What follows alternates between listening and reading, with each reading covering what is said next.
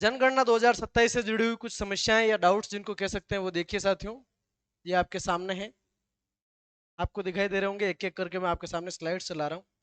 आपको अगर इन्यूमरेटर बनाया है या सुपरवाइजर बनाया हुआ है तो आपके भी कुछ इस तरह के डाउट्स हो सकते हैं, इस तरह के संशय हो सकते हैं, इस तरह की समस्याएं आ सकती है। अगर उसका कोई सोल्यूशन नहीं मिल रहा है तो आप कमेंट करके बताइएगा। प्रयास पूरा रहेगा कि आपकी समस्याओं का समाधान हो। नमस्कार, मैं हूं आपका अपना साथी राधेश्याम जेठिया। मैं भी आप ही की तरह एक प्रगणक हूं और स्वागत है आप सभी का आपके अपने भैरव टेक बदेसर के यूट्यूब चैनल पर। अगर आपको किसी भी पॉइंट पर एचएलओ फेज के अंदर कहीं पर भी कोई डाउट है तो आप जरूर कमेंट करके बताएं, उसका सोल्यूशन आपको मिलेगा। आज के वीडियो में इन सभी कमेंट्स का जो है सोल्यूशन देखेंगे।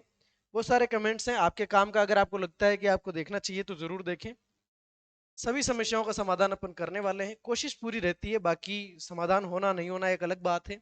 देवरे की तरह मामला है अपना, है ना। किसी देवरे में जाते हैं, किसी के आराम पड़ जाता है, किसी के नहीं पड़ता है। अगर आपका इनमें से कोई डाउट है तो आप रुकिए, निश्चित रूप से समाधान होगा। शुरू करते हैं आज की वीडियो को। चैनल पर नए हैं तो हर बार की तरह रिक्वेस्ट है, सब्सक्राइब कर लीजिए, बेल आइकन को प्रेस कर दीजिए। ये सिर्फ हाउस लिस्टिंग की फेज है, इससे भी ज्यादा डाउट्स आएंगे पीपल इनमरेशन फेज के अंदर फरवरी 26 में, फरवरी 27 में, तब मैं आपके बहुत काम आऊंगा। शुरू करते हैं, पहली कमेंट से लेते हैं साथियों। सबसे पहला कमेंट जो है आज की इस वीडियो में ले रहे हैं अपन। पूछा साथियों ने, सर अगर किसी फैमिली का गांव में और शहर में दोनों जगह घर है तो उसको दोनों जगह काउंट करना है क्या? ठीक है। डाउट ये है कि एक व्यक्ति शहर में भी घर है उसका और गांव में भी घर है, लेकिन साथियों अगर उसका दोनों जगह घर है तो यहाँ पर कंडीशन क्या बन सकती है? एक यहाँ पर भी उसका आवास है, दूसरा यहाँ पर भी इसका आवास है। पहला केस क्या बन सकता है सर? पहला केस ये बन सकता है कि मान लीजिए साल के अंदर 3-4 महीने यहाँ रहता है और बाकी के जो है 7-8 महीने वो यहाँ रहता है ना। तो ऐसी दशा में दोनों जगह मकान, क्योंकि दोनों जगह बना रखा है तो दोनों जगह उसके मकान नंबर पड़ेंगे, दोनों जगह उसके भवन नंबर पड़ेंगे, हाउस लिस्टिंग दोनों जगह होगी। लेकिन परिवार के सदस्यों का जो काउंट है, अगर सारे के सारे सदस्य कुछ टाइम यहाँ रहते हैं और ज्यादा टाइम वहां रहते हैं, तो जिस जगह पे ज्यादा टाइम के लिए उनका परिवार रुकता है, यानी एक साल में 6 महीने होते हैं, 2 रेजिडेंस बना रखे हैं, तो 6 महीने से ज्यादा जिस जगह पूरी फैमिली रुकती है, लोगों की काउंटिंग वहीं होगी। ठीक है, दूसरी जगह पे नहीं होगी। अगर आपको लगता है कि यार फैमिली के अंदर उनके 7-8 सदस्य हैं, जिनमें से 4 या 5 सदस्य यहाँ रहते हैं और बाकी के सदस्य 3 या 4 सदस्य जो बचते हैं वो यहाँ रहते हैं, ऐसी स्थिति है, तो इन दैट केस इन 4-5 लोग जो जनरली यहाँ रहते हैं उनकी गिनती यहाँ पर होगी और ये 3-4 सदस्य जो यहाँ रहते हैं उनकी गिनती यहाँ पर होगी। ठीक है। तो यहाँ पर यहाँ से आपका डाउट क्लियर हो जाना चाहिए कि सर अगर किसी फैमिली गांव में और शहर में दोनों जगह घर है, घर दोनों जगह है, फैमिली एक ही जगह अगर रहती है तो जिस जगह पे ज्यादा रहती है वहां उनकी काउंटिंग होगी, और अगर दोनों जगह कुछ कुछ सदस्य बटे हुए हैं तो दोनों जगह होगी। एक मकान खाली पड़ा है तो खाली दिखाना पड़ेगा। ठीक है, यह आपकी प्रक्रिया रहने वाली, इसमें कहीं कंफ्यूज होने की आवश्यकता नहीं है। हाँ, बाकी जनगणना भवन और जनगणना मकान की एंट्री दोनों जगह आपकी होगी। ठीक है। सर मेरे हाउस लिस्टिंग ब्लॉक में फॉरेस्ट एरिया बहुत है, साथ ही हाउस संख्या भी बहुत है, यानी कि आपका जो एरिया आपको आवंटित हुआ है उसमें फॉरेस्ट एरिया बहुत ज्यादा है, मकान भी बहुत ज्यादा है, तो नक्शा कैसे बनाएं प्लीज बताएं। तो यहाँ पर साथियों आपको ध्यान देने वाली बात क्या है? ध्यान देने वाली बात यह है कि हम जो फर्स्ट फेज अभी जिसमें अपन है सेंसस 2027 में, उस फेज का नाम है हाउस लिस्टिंग ऑपरेशंस। इसमें मुख्य रूप से जो काम है अपना वो मकान सूचीकरण का है, मकान सूचीकरण और उनकी गणना, यानी कि मकान चिन्हीकरण और उनकी गणना का काम है अपना। इन दैट केस आप जो नजरी नक्शा बनाते हैं उस नजरी नक्शे में कोई खेत छूट गया कोई बात नहीं, कोई बीहड़ छूट गया कोई बात नहीं, कोई मैदान छूट गया कोई बात नहीं, लैंडमार्क्स आ जाने चाहिए। लैंडमार्क्स कैसे? कोई कुआं है, कोई बावड़ी है, कोई तालाब है, कोई स्कूल है, कोई पार्क है, कोई बड़ा मंदिर है, कोई बहुत बड़ा पेड़ है, कुछ इस तरह के जो लैंडमार्क्स है वो आपको शो करने हैं। बाकी खेत वेत छूट जाए, पेड़ पौधे छूट जाए, कोई दिक्कत वाली बात नहीं है, मकान एक भी नहीं छूटना चाहिए। इसके अंदर आपको ध्यान रखना है सिंगल स्ट्रक्चर भी छूटनी नहीं चाहिए, या तो वो आवासीय है, या वो गैर आवासीय पक्का है, या वो कच्चा आवासीय है, या कच्चा गैर आवासीय है, या आंशिक रूप से आवासीय है, या पूर्ण रूप से आवासीय है। जो भी स्थिति है हर एक स्ट्रक्चर आपको दिखानी है जिसके 4 दीवारें हैं और जिसके छत हैं। दीवार प्लास्टिक की भी हो सकती है, दीवार तारबंदी की भी हो सकती है, छत तिरपाल की भी हो सकती है, छत आरसीसी की भी हो सकती है। समझ गए ना बात को? चलिए, तो यहाँ पर समृद्धि एंटरप्राइजेज आपका सवाल खत्म होता है। कच्चे पक्के और कच्चे मकान को परिभाषित करें। अब कच्चे और पक्के मकान को परिभाषित करने में ऐसा है सर, कच्चा मकान वो है जिसके अंदर ईंटों का प्रयोग नहीं है, जिसके अंदर पत्थरों का प्रयोग नहीं है, जिसके अंदर सीमेंट का प्रयोग नहीं है, और जिस मकान में इस तरह का प्रयोग है वो पक्का मकान है। अब यहाँ पर क्या होता है, स्थिति ये बनती है कि एक व्यक्ति ने मकान बना रखा है, ठीक है। मान लीजिए उसकी दीवारें पक्की है और उसकी छत पर उसने केलू डाल रखे हैं, नीचे फर्श गारे का है। आपको पहली बात तो कच्चे और पक्के मकान का जो है, कच्चा और पक्का मकान है उसका डिफरेंस क्लियरली मालूम हो जाएगा कि टाइल्स लगी हुई है पक्का मकान है, गारा बिछा हुआ है कच्चा मकान है, गारे की दीवारें कच्चा मकान है, पत्थर की दीवारें पक्का मकान है, ठीक है। लेकिन कहीं कहीं आपके सामने कंफ्यूजन की स्थिति बनेगी कि यार एक ऐसा मकान है जिसमें ईंटों का प्रयोग भी कर रखा है, गारे का भी कर रखा है, दोनों तरह की स्थितियां हैं। इन दैट केस आपको ये मानना है कि जैसे ये मकान है मान लीजिए, और ये पूरा का पूरी बाउंड्री बना रखी है, इस हिस्से को कच्चा बना रखा है, लास्ट में कच्चा है, और ये पूरा हिस्सा पक्का है। यानी कि वो परिवार जो 100% उस मकान को यूज करता है, इसमें मोर देन 50% जो हिस्सा है, मोर देन 50% हिस्सा जो उसके द्वारा यूज किया जाता है, अगर वो पक्का है तो पूरे मकान को पक्का मान लें, अगर 50% से ज्यादा हिस्सा कच्चा है तो उस मकान को कच्चा मान लें। ये सामान्य सी बात है ना। सेल्फ जो आपका इंटेलेक्ट है उसको यूज भी करेंगे। पर शमशान घाट में भी मकान बने हुए हैं, उनको क्या दिखाना है? शमशान घाट में भी अगर मकान बना रखे हैं, ठीक है, हालांकि लास्ट में हम सबको वहीं जाना है, सफर वहीं का है हम सबका, लेकिन फिर भी अगर वहां किसी ने मकान बना रखे हैं तो मकान दो श्रेणी में हो सकते हैं। उन मकानों को आपको ठीक उसी तरीके से दिखाना है जैसे गांव में दिखा रखा है, या तो पक्का आवासी या पक्का घेर आवासी, ठीक है, या कच्चा आवासी या कच्चा घेर आवासी। तो निश्चित रूप से शमशान में मकान है तो वहां कोई रहता नहीं होगा, फिर भी अगर रहता है तो आपको ये साइन दिखाना है, नहीं रहता है तो आपको डब्बा बना के ये वाला साइन दिखा देना है। तो आपको उन मकानों को भी उसी तरीके से दिखाना है जैसा सामान्य मकानों को बाकी मकानों को हमने दिखाया है। There is no issue in that, ठीक है। चलिए बात करते हैं भाई जी, शो विद रेजिडेंस कैसे शो करेंगे? अगर नीचे दुकान है जिसमें किचन नहीं है पर ऊपर घर में कोई रहता है। चलिए, सर कहना चाह रहे हैं कि इस तरह की बिल्डिंग है जिसमें यहाँ पर नीचे तो है शॉप और ऊपर है निवास, यानी कि आवास, यानी कि रेजिडेंस कह सकते हैं, है ना।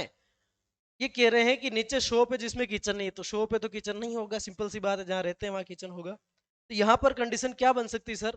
पहली कंडीशन बन सकती है अगर ये एक ही व्यक्ति के स्वामित्व में है, यानी कि यहाँ दुकान भी वही व्यक्ति चलाता है, उसी की दुकान है, और ऊपर निवास भी उसी व्यक्ति का है, तो ऐसी दशा में ये पूरा एक भवन मान लिया जाएगा। यानी कि नंबर ऑफ बिल्डिंग्स, भवन की संख्या क्या आ गई? एक। और इसमें जनगणना मकान कितने आ जाएंगे? दो। कितने आ जाएंगे? दो। ठीक है। इसको आप जो है, इसको जो है आप इस मकान को जो है कंप्लीटली रेजिडेंस दिखा दें, और इसको आप कंप्लीटली शॉप दिखा दें। इसको आप कंप्लीटली क्या दिखा दें? शॉप दिखा दें। कैसे? अगर नहीं समझ में आया है तो फिर चलिए यहाँ पर मेरे साथ आ जाइए। यहाँ पर जो है आप जनगणना भवन एक ही बता देंगे, उसको रिपीट कर लेंगे। पहली कंडीशन में तो पहली एंट्री डाल देंगे और दूसरी कंडीशन में रिपीट कर लेंगे। आप देखिए पहले जो स्थिति बनती है ऊपर वाले, अगर आप पहले दुकान को दिखाना चाह रहे हैं, दुकान को दिखाना चाह रहे हैं तो आप ऑप्शन नंबर 3 सेलेक्ट कर लें, शॉप है साहब। और दूसरी एंट्री जब आप करेंगे तो भवन नंबर को रिपीट करते हुए दूसरी बार आप क्या दिखा देंगे? रेजिडेंस। जब आप शॉप दिखा देंगे तो आपसे जो है आगे कुछ भी परेशानी आपके जीव को नहीं है, सिंपल सा यहीं पर आपकी एंट्री खत्म हो जाएगी। तो मेरी उम्मीद है कि आप मेरी बात को समझे होंगे। If you have confusions more and more, then contact me directly. You can contact me through Bhairav Classes Vadesar 38@gmail.com, जो कि चैनल के बायो में लिंक दे रखा है मेल का, मेल आईडी का। एंड अदर केस आप इंस्टा यूज करते हैं तो learner_kavi09, ये मेरी इंस्टा आईडी है। बाकी टेलीग्राम चैनल भी आप जुड़ सकते हैं। आगे बात करते हैं। सर मुझसे एक जनगणना भवन की 2 बार एंट्री हो गया है, और आगे जहां 20 नंबर आना था वहां अब 19 आ रहा है। 19 नंबर की एंट्री भैया ने करी, फिर भवन नंबर 20 डालना था, उन्होंने 19 को ही रिपीट कर दिया। ठीक सा, क्या इसे ठीक किया जा सकता है? नहीं तो सारे आगे के नंबर बदलने पड़ेंगे। कोई समाधान बताएं। डाटा भी सिंक कर दिया, डेटा आपने सिंक कर दिया है। ऑफिशियली इसका मुझे कोई समाधान नजर आ नहीं रहा है, ठीक है। बाकी अनऑफिशियली आप स्वविवेक से अपने हिसाब से निर्णय ले सकते हैं, देख सकते हैं कि इस नंबर को किस तरीके से अरेंज किया जाए, है ना। बाकी अगर आपको कंफ्यूजन है कौन है ये, प्रकाश चंद्र जोशी जी, तो आप अपने हिसाब से देखें। इसका मेरे पास कोई क्लियर कट समाधान अभी फिलहाल के लिए नहीं है, ऐसा कोई समाधान नहीं है जो मैं ऑन कैमरा बोल सकूं, ठीक है, तो आप अपने हिसाब से देखें। चलिए सर, पॉइंट 2 में जैसे रेजिडेंस कम शॉप है तो टिप्पणी में क्या लिखें, और पॉइंट 3 से 9 तक टिप्पणी में क्या लिखें सर, प्लीज रिप्लाई। टिप्पणी लिखने का मतलब वास्तविक उपयोग दर्ज करना है। राकेश कुमार जी कह रहे हैं कि पॉइंट 2 में जैसे रेजिडेंस कम शॉप है ना, रेजिडेंस कम शॉप है, तो साथियों ये बात हो रही है क्वेश्चन नंबर 7 की। और क्वेश्चन नंबर 7 में जो ऑप्शंस खुल के आते हैं आपके सामने वो ये रहे हैं। भैया पूछ रहे हैं कि रेजिडेंस कम शॉप है तो वास्तविक उपयोग क्या दर्ज करें। रेजिडेंस कम रेजिडेंस कम अदर यूज वाला ऑप्शन है, आवास सह अन्य उपयोग है। इसी दशा में आपसे पूछेगा इंटर एक्चुअल यूज यानी कि वास्तविक उपयोग दर्ज करें। अब आप वहां पर आपको ये लिखना है कि वो कौन सी दुकान है। अगर आपके जो है किराने की दुकान है तो यहाँ पर लिख दो किराना शॉप। अगर यहाँ पे आपकी सिलाई का काम चलता है तो आप लिख देना सिलाई की दुकान, टेलरिंग शॉप। अगर आपके यहाँ पे जूतों की दुकान है तो शू शॉप लिख दीजिए। तो जिस भी तरह की दुकान है वो आपको हिंट देना है यहाँ पर इंटर एक्चुअल यूज में। और 3 से लेकर 9 तक भी वही स्थिति है, शॉप या ऑफिस है। अगर डायरेक्ट केवल शॉप है, वहां निवास नहीं है, तो आप जैसे ये चूज करेंगे आपसे पूछेगा इंटर एक्चुअल यूज, तो वो दुकान किसकी है आपको दिखाना है। अगर वो ऑफिस है तो आपको वह दिखाना है, ठीक है। अगर स्कूल या कॉलेज है, स्कूल सेलेक्ट किया, वास्तविक उपयोग दर्ज करें, तो आपको लिख देना है गवर्नमेंट स्कूल या प्राइमरी स्कूल या प्राइवेट स्कूल, ठीक है। होटल लॉज या गेस्ट हाउस है तो जैसे आपने ये सेलेक्ट किया, सामने आप होटल का नाम डाल सकते हैं, फला फला होटल, ठीक है। चलिए, हॉस्पिटल या डिस्पेंसरी है, टिप्पणी में लिख देंगे गवर्नमेंट हॉस्पिटल या डिस्पेंसरी या पीएचसी या सीएचसी, ठीक है, या क्लिनिक, ठीक है। फैक्ट्री, वर्कशॉप, वर्कशेड है। अब जैसे वर्कशॉप है, काम कर रहे हो आप, सोने चांदी का काम कर रहे हैं, सुनार की दुकान है, तो वर्कशॉप है तो आप लिख दोगे ज्वेलरी वर्कशॉप, ठीक है। वर्कशेड है, फैक्ट्री है तो लिख दो किसकी फैक्ट्री है, वास्तविक उपयोग दर्ज कर दो। प्लेस ऑफ वर्शिप है तो वहां आगे लिख दो मंदिर है या मस्जिद है, शिव जी मंदिर, हनुमान मंदिर या मस्जिद या चर्च जो भी है, ठीक है। चर्च नहीं होता वैसे, चर्च होता है। अदर नॉन रेजिडेंशियल यूज, आपके इनमें से लिस्टिंग से बाहर है तो ये वाला डाल दो, खाली है तो वैकेंट दिखा दो। और जैसे ही आप रेजिडेंस कम अदर यूज ऑप्शन चूज करते हैं तो आपके सामने नीचे इंस्टीट्यूशनल वाला ऑप्शन भी एक्टिवेट होकर के आपके सामने आ जाता है, ठीक है। तो जिसको लगता है कि video is too long and too boring, he can leave, वो छोड़ सकता है। ऐसे आ सकता है जैसे कोई बाहर आए, जाने को घुटन छोड़ के जा सकता है। ये हमने कर लिया था। 90 पे आ जाते हैं साथियों, 12 मिनट हो चुके हैं। लॉक है तो मोबाइल नंबर कहाँ से लें। जैसे आप साथियों लॉक वाला ऑप्शन चूज करते हैं तो लॉक ऑप्शन आपकी सुविधा के लिए है। लॉक ऑप्शन को विशेष रूप से समझ लीजिए कैसे सुविधा है सर। आपने बिल्डिंग नंबर 1 का काम कर लिया, बिल्डिंग नंबर 2 का काम कर लिया, बिल्डिंग नंबर 3 का काम कर लिया और बिल्डिंग नंबर 4 पर गए, आपको आपको यहाँ पर कोई नहीं मिला, आपको यहाँ पर कोई नहीं मिला, यहाँ पर ताला लग रहा है, ठीक है। 1 2 3 और यहाँ पर है 4 और यहाँ 5, ये 6 है। अब यहाँ पर जो है आप अगर एंट्री करें तो किससे पूछ के करें, कोई है नहीं। तो लॉक करने का मतलब ये है कि 3 नंबर के बाद आपने 4 नंबर की ही एंट्री करी, आपने लॉक कर दिया। अब आप क्या है, जब 5 नंबर की एंट्री करेंगे तो आपकी सीरियल खराब नहीं होगी, आपका क्रमांक खराब नहीं होगा। बाकी आप 3 के बाद 5 कर देंगे, 4 नंबर छूट जाएगा, बाद में 4 की एंट्री देंगे, वो कहीं चल रहा होगा 73 74 75, बाद में 4 फंसेगा, वहां बीच में समस्या आएगी।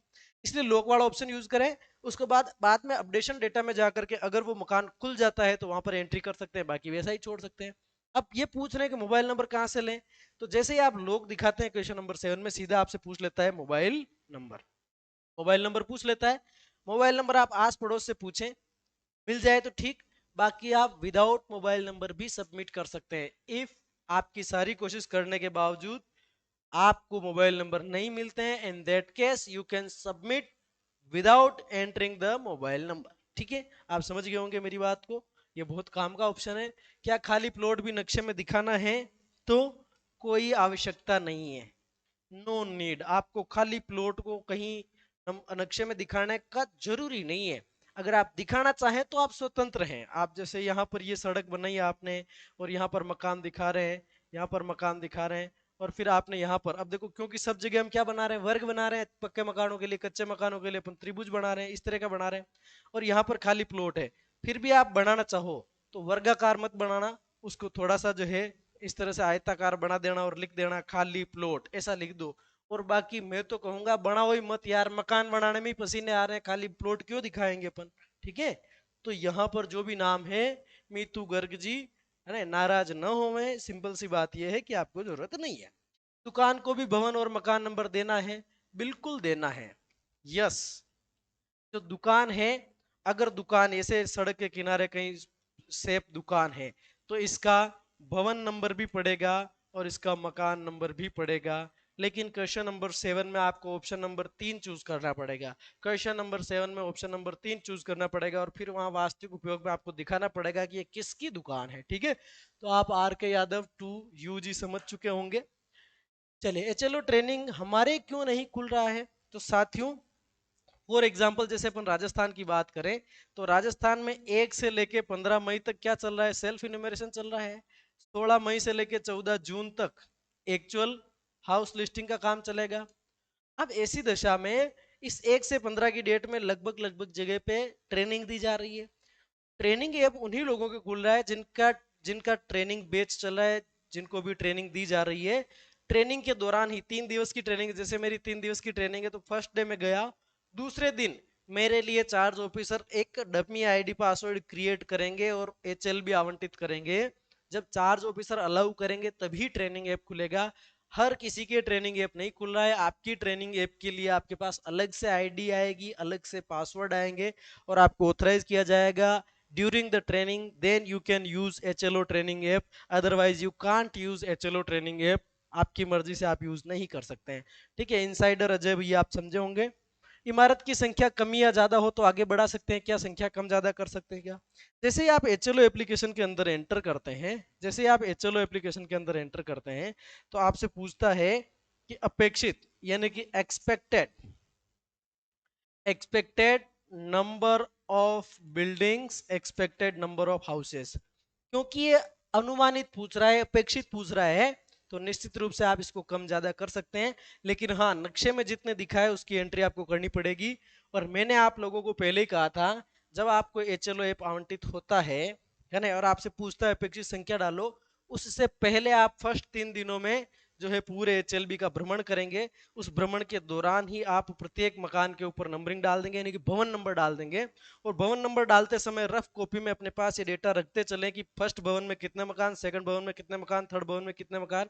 ऐसे करते करते मान लो आप बिल्डिंग नंबर 70 तक चले गए, तब आपको 70 तक जाते जाते उस कॉपी में कच्चे आंकड़ों से आपको ये भी पता चल जाएगा कि आपके मकान कितने हैं। मान लीजिए वो संख्या 120 आ रही है, 125 आ रही, तो यहाँ से आपको मोटा मोटा अनुमान हो जाएगा। यही संख्या आप एप्लीकेशन में डालें and after you should proceed, तो आपको कोई समस्या नहीं होगी। अशफाक खान जी, जनगणना भवन गैर आवासीय है तो जनगणना मकान नंबर मिलेगा कि नहीं, बिल्कुल मिलेगा, 100% मिलेगा।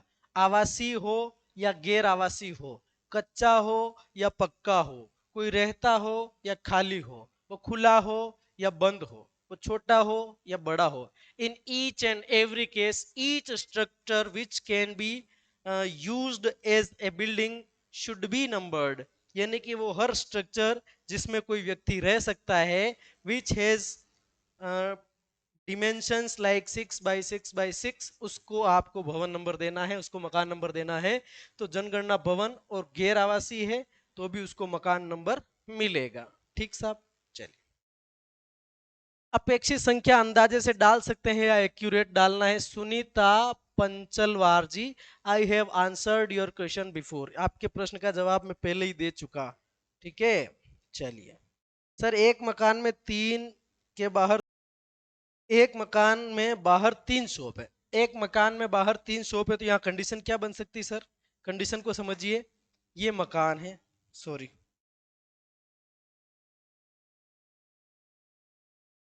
ये मकान है आपका, ये मकान है और इसके बाहर 3 शॉप है, एक शॉप, दूसरी शॉप और तीसरी शॉप। ये 3 शॉप हैं और यहाँ पर आपकी निकली हुई है सड़क। यहाँ पर आपकी क्या निकली हुई साथियों, सड़क निकली हुई। ठीक है, चलो, ये मान लिया कि आप एक मकान के बाहर 3 शॉप बता रहे हैं, तो यहाँ कंडीशन क्या हो सकती है। पहला केस कि ये मकान उसी व्यक्ति का है जिसकी ये दुकानें हैं, यानी कि दुकानों और मकान का मालिक एक ही है, दुकानें भी वही यूज करता है और मकान भी वही यूज करता है। ऐसी कंडीशन में ये पूरा का पूरा एक जनगणना भवन हो जाएगा। एक जनगणना भवन हो जाएगा और इसमें जनगणना मकान आप कम से कम 4 दिखाएंगे। कितने दिखाएंगे? एक ये हो जाएगा, दूसरा ये हो जाएगा, तीसरा ये हो जाएगा, चौथा ये हो जाएगा। भवन 1 और मकान 4। पता लगता है कि ये जो दुकानें हैं किसी दूसरे व्यक्ति को दे रखी है, तो आपका जो है, मैं एक बार पानी पी लेता हूँ। हम राजस्थान के अंदर लोटे से पानी पीते हैं, बोतले वोटले सिस्टम कम रखते हैं।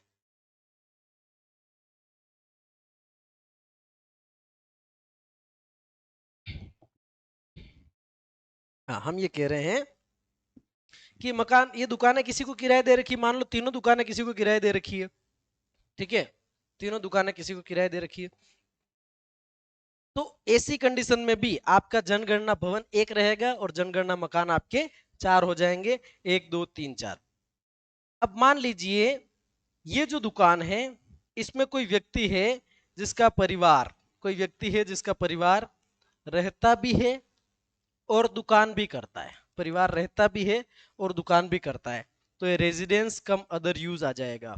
या ये हो सकता है कि ये दोनों दुकानें, ये पास वाली जो दोनों दुकानें हैं, वो दो दुकानें निर्माण दो कर रखी है, दो ढांचे बना रखे हैं, लेकिन इसमें एक ही दुकान कर रहा है, वही व्यक्ति दुकान कर रहा है, जैसे इसमें भी कपड़े भर रखे हैं, इसमें भी कपड़े भर रखे हैं और यहीं पे दुकान कर रहा है, तो आपका जनगणना भवन तो 1 रहेगा, जनगणना मकान 1 2 और 3 आ जाएगा। आप मेरी बात को समझे होंगे।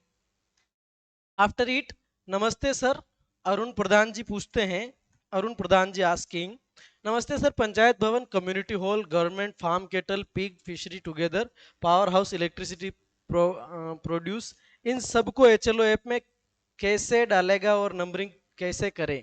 यानी कि ये सारी जो चीजें आती है साथियों, ये सारी जो चीजें आती हैं, पंचायत भवन गैर आवासीय आ जाएगा, नॉन रेजिडेंशियल आ जाएगा, कम्युनिटी हॉल नॉन रेजिडेंशियल आ जाएगा, गवर्नमेंट फार्म केटल है, वहां निश्चित रूप से उस केटल को संभालने के लिए भी कोई व्यक्ति रहता है, तो वो रेजिडेंस का मदर यूज आ जाएगा, इनके लिए भी रेजिडेंस का मदर यूज आ जाएगा।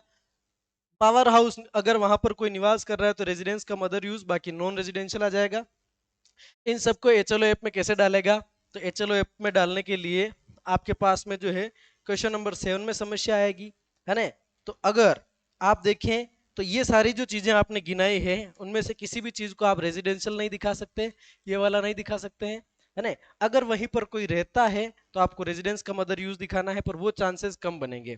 क्यों? जैसे एग्जांपल के लिए मान लीजिए ये पूरा का पूरा एक पावर हाउस है और यहाँ कोई व्यक्ति रह रहा है, तो आपका जनगणना भवन यानी कि सेंसस बिल्डिंग 1 हो जाएगी और जनगणना मकान आपके क्या हो जाएंगे? 2 हो जाएंगे।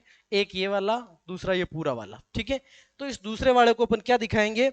अदर नॉन रेजिडेंशियल यूज, यहां पर डाल दो, जो इन कैटेगरीज में से कहीं पर भी लागू नहीं होता है उसको 9 नंबर में डाल दो, अदर नॉन रेजिडेंशियल यूज। जैसे ही आप ये डालेंगे आपसे पूछेगा वास्तविक उपयोग दर्ज करें, वहां पर लिख दीजिए पावर हाउस, वहां पर लिख दीजिए कम्युनिटी हॉल। आप समझे होंगे? यानी कि क्वेश्चन नंबर 7 का option number 9 very very very useful, आपके लिए बहुत ज्यादा उपयोगी रहेगा। आप मेरी बात को समझे होंगे। इफ यू हैव डाउट, आप भी अभी भी आपको डाउट है तो पूछ लीजिएगा कमेंट में वापस से, ठीक है? क्या सुपरवाइजर को भी नजरी नक्शा बनाना होगा? यस, इसका आंसर है हाँ, सुपरवाइजर को भी नजरी नक्शा बनाना होगा, ठीक है? चलिए, पूरे जितने भी एचएलबी आवंटित हुए हैं उसके अंडर जितने इन्यूमरेटर सबको, भाई अगर नॉर्थ ईस्ट में 2 टेम्पल हैं और उससे 200-300 मीटर पीछे नॉर्थ वेस्ट में गांव स्टार्ट है, तो फर्स्ट भवन नंबर कैसे किसको मिलेगा? आप मान के चलिएगा आपके नजरी नक्शे की शीट ये रही, आपका नॉर्थ कहाँ हो गया सर? इधर हो गया, आपका साउथ इधर, आपका ईस्ट इधर, आपका वेस्ट इधर हो गया, है ना? अब आपसे कहा जा रहा है कि नॉर्थ ईस्ट में 2 टेम्पल्स हैं, यहाँ पर एक मंदिर है, ठीक है, और यहाँ पर भी एक मंदिर है। इस नॉर्थ वेस्ट को देखें तो नॉर्थ वेस्ट इधर ही जाता है, नॉर्थ वेस्ट में ये है, 2 मंदिर हैं, और उसके 200-300 मीटर पीछे नॉर्थ वेस्ट में गांव स्टार्ट होता है, इसके 200-300 मीटर पीछे नॉर्थ वेस्ट में यहाँ से गांव स्टार्ट होता है मान लीजिए, या यहाँ से स्टार्ट होता है, ठीक है? फिर भी आपको नंबरिंग स्टार्ट यहीं से करनी है, नॉर्थ वेस्ट से ही आपको नंबरिंग शुरू करनी है। आप यहाँ से फिर आप कहीं पर भी जा सकते हैं, जैसी आपकी कम्युनिटी बनी हुई है। एग्जाम्पल के लिए मैं आपको बताऊं कि भैया यहाँ पर एक मंदिर है, यहाँ पर एक मंदिर है, ठीक है, जिसके झंडे उड़ रहे हैं, और उसके बाद में जो है आपके यहाँ पर कुछ इस तरह की गली है, तो ये मकान है आपके, ये मकान है आपके। फिर आपको पता लगा कि यहाँ पर एक मकान यहाँ है, एक यहाँ है, एक यहाँ है, एक यहाँ है, और यहाँ पर इस तरह की गली निकली हुई है, ठीक है, ये मकान बना रखे हैं। तो आप इसको नंबर देने के बाद यहाँ आ जाइए, फिर यहाँ आ जाइए, उसके बाद में, या फिर आप चाहें तो इसको नंबर देने के बाद 1 2 3 4 5 6 7 8 9 10 11 12 13 ऐसे कैसे भी घूम सकते हैं, बट प्रायोरिटी ये है, you have to start from north west direction. Okay sir. फिर पूछा भवन नंबर किसको मिलेगा, तो भवन नंबर किसको मिलेगा, फर्स्ट भवन नंबर इस मंदिर को ही दो सर, मंदिर को ही दो। जिन सेक्टर्स में पहले से ही हाउस नंबर दिया हुआ है, क्या उसे भी नंबर्स देना जरूरी है? अगर आपके लोकल प्रशासन ने पहले से ही वहां पर हाउस नंबरिंग कर रखी है, भवन नंबर दे रखे हैं, और आपको लगता है कि भवन नंबर परफेक्शन में है, जो कि नहीं होंगे, अगर परफेक्शन में है, बाई चांस आप कहते हैं कि नहीं यार परफेक्ट हाउस नंबरिंग कर रखी है और उसको एज इट इज अपनाया जा सकता है, तो आप अपना लीजिए। लेकिन ऐसी स्थिति होगी नहीं, क्योंकि आपके लोकल प्रशासन ने 1 या 2 साल पहले, कम से कम 1 या 2 साल पहले नंबर दिए होंगे। उसके बाद तो कई मकान दल्डा दिए गए, कई मकान नए बना दिए गए। Many houses were destroyed and many were created. जो डिस्ट्रॉय हो गए उनका भवन नंबर डिस्टर्ब हो गया, और जो नए बने उनको भी मिला नहीं है। इन दैट केस आपको समस्याएं ही झेलनी है। तो आप कोशिश करिए, कोशिश क्या करिए, करना ही रहेगा, आपको खुद से देने पड़ेंगे, ठीक है। तन्मय तंवर, तन्मय तंवर जी, ठीक है। सर बार या दारू की दुकान में है तो कौन सा चिन्ह देना है? बार या दारू की दुकान है तो आपको ये देखना है कि उस बार या दारू की दुकान में कोई परमानेंटली रहता है क्या, ज्यादा संभावना है कि नहीं रहता है। नहीं रहता है तो आपका उसका चिन्ह ऐसा ही हो जाएगा, एक स्क्वायर बनाना है आपको, और उसको डैश डैश कर देना है, क्योंकि वहां कोई नहीं रहता। आपको लगता है नहीं कोई न कोई तो रहता है, कि इतना पूरा बड़ा बाहर का शॉप है लेकिन यहाँ पर एक व्यक्ति रहता है, रहता है तो थोड़ा सा भी आवासीय है, तो आपको जो है इस तरह का स्क्वायर बनाना है और वहां पर उसके नंबर डाल देने हैं। यानी कि गैर आवासीय पक्का या आवासीय पक्का, इन दोनों कंडीशन में ही जाएगा। जनरल सी बात है, दारू की दुकान है, कहाँ कच्ची होगी, उसने कई लोगों के घर कच्चे करवाए तब तो जाके वो दारू की दुकान चल रही है। सुनीता पंचलवार जी, ठीक है। सर पेड़ और खेत के लिए क्या बनाए साइन में? खेत के लिए वैसे आपको कुछ नहीं करना है, वहां लिख दो कृषि भूमि, एग्रीकल्चरल लैंड या फार्म लिख दो, सिंपल सा उस जगह पे लिख दो, है ना, इस तरह का करके, और यहाँ पर लिख दो फार्म या खेत। और नहीं भी दिखाओगे कोई समस्या नहीं है। पेड़, सभी छोटे मोटे पेड़ों को दिखाना जरूरी नहीं है, लेकिन आपको लगता है कोई यूनिक एंटीक पीस आपके गांव में एक बहुत बड़ा पीपल का पेड़ है, एक बार की बात है, there was a so large banyan tree, तब ऐसी दशा में आप उसको लैंडमार्क के तौर पे इस तरह से करके, और यहाँ पर लिख सकते हैं बरगद का पेड़, नीम का पेड़, पीपल का पेड़, ऐसा पेड़ बना के लिख दो, ठीक है। लेकिन ध्यान रखना है, ये जो नक्शरी नजरी नक्शा आप बनाएंगे उसमें आप या तो ब्लू या ब्लैक पेन यूज करेंगे। Red pen, green pen, colour कुछ भी आपको यूज करने की आवश्यकता नहीं है नजरी नक्शे में। और अगर नक्शे में और अगर करनी है तो, अच्छा सर 3 दिन से पहले पहले मकान की नंबरिंग भी करनी है क्या नजरी नक्शे में? और अगर करनी है तो जनगणना मकान के लिए परिवार की जानकारी लेनी पड़ेगी, कितने परिवार किसमें है तभी पता चलेगा कि इस भवन में कितने जनगणना भवन है। तो आप देखो, आपको जो फर्स्ट 3 दिन मिल रहे हैं, फर्स्ट 3 दिनों के अंदर, जैसे आपका पूरा का पूरा गांव है, तो इसके अंदर जो जो भी गलियां हैं, जो जो भी गलियां हैं, जहां जहां से भी होके गुजर रही है, इनके पास जितने जितने भी भवन बने हुए हैं, है ना, उनमें केवल आपको भवन नंबरिंग करनी है। पहले 3 दिनों में मकानों की संख्या नहीं डालनी है, भवन नंबरिंग करनी है। और भवन नंबरिंग का तरीका यह है कि पहला वाला मकान है आपका, मान लीजिए पक्का आवासीय, तो यहाँ पर एक, फिर यहाँ पूछ लेना है कि इसमें कितने मकान है साहब, वहां पर आपको स्ट्रक्चर देखने से पता चल जाएगा, 2 है तो ऐसे 2 लिख दो। फिर दूसरा मकान, दूसरा, दूसरे में आप गए सर इसमें एक ही है तो एक लिख दो, और एक को नहीं भी लिखोगे तो चलेगा। फिर तीसरे में आप गए कच्चा है लेकिन आवासीय है ना, कच्चा है और बहुत बड़ा बासा का पोल है, तो यहाँ पर आप 3 नंबर लिख दिए।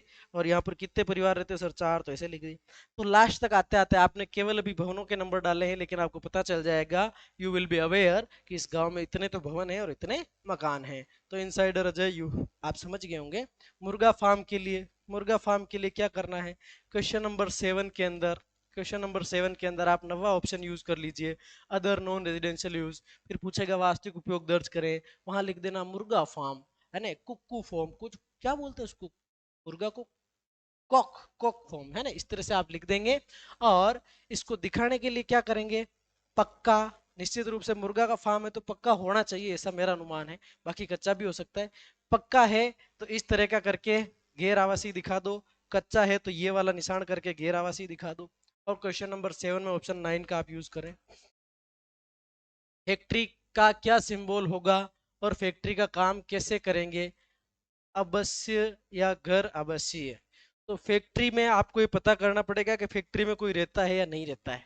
अगर रहता है तो आवासीय है, जनरल केसेस में नहीं रहता है तो गैर आवासीय है। यानी अगर वहां कोई रहता है तो आपको इस तरीके से दिखाना है, नहीं रहता, ठीक है, तो आपका गैर आवासीय हो जाएगा। और उसके अंदर क्वेश्चन नंबर जो आपका 7 है, उस 7 में फैक्ट्री के लिए आप ऑप्शन कौन सा चूज कर लेंगे? 7। ऑप्शन 7 चूज करेंगे, पूछेगा वास्तविक उपयोग दर्ज करें, फिर आप बता देना कि कौन सी फैक्ट्री है, कपड़ा फैक्ट्री है, शूज बनाने की फैक्ट्री है, कि XYZ किस टाइप की फैक्ट्री है। Last question, how to know north west side to south east for building number counting. How to know, how to know क्या मतलब ये है कि आपका HLB किसी भी तरह का हो, आपकी जो शीट है वो कुछ इस तरह की है, आपकी जो शीट है वो कुछ इस तरह की है। अब यहाँ पर इस शीट में आपके पास में 4 कोने हैं। The first one is north, south, east and west. अब आपको देखना है इसका सेंटर कहाँ आ रहा है। जहां भी आपका सेंटर आ रहा है उससे आप ये डायरेक्शन मिला लो। यहाँ पर फर्स्ट में इस लाइन पर जो भी घर पड़ता है आप उसको नॉर्थ वेस्ट मान लीजिए, कहीं कोई समस्याएं आपके जीव को नहीं है। नॉर्थ वेस्ट क्या है सर? आपके सामने जैसे एक पेज होता है कॉपी का, जनरली कहाँ से, इधर से ही लिखना शुरू करते हैं, तो इसको नॉर्थ वेस्ट इसलिए, बाकी ऐसा कोई विशेष मामला नहीं है कि कोई चुंबकीय तरंगे निकल रही है, परेशानी हो रही है, इसलिए वहां पर नॉर्थ वेस्ट रखना जरूरी है। तो उम्मीद करता हूँ, वैसे 31 मिनट का वीडियो बहुत ज्यादा लंबा हो गया, लेकिन फिर भी मैंने इत्मीनान से आपको समझाने का प्रयास किया। अगर किसी को बोरिंग फील हुआ है तो उसके लिए माफी। आपको जानकारी नहीं मिले ये हो सकता है, लेकिन किसी भी सूरत में आपको गलत जानकारी यहाँ पर नहीं मिलेगी, ऐसा मैं आपको विश्वास दिलाता हूँ। मिलेंगे अगले किसी वीडियो में, तब तक के लिए प्यार भरा नमस्कार, जय Hind, Ram Ram, thank you so much, bye.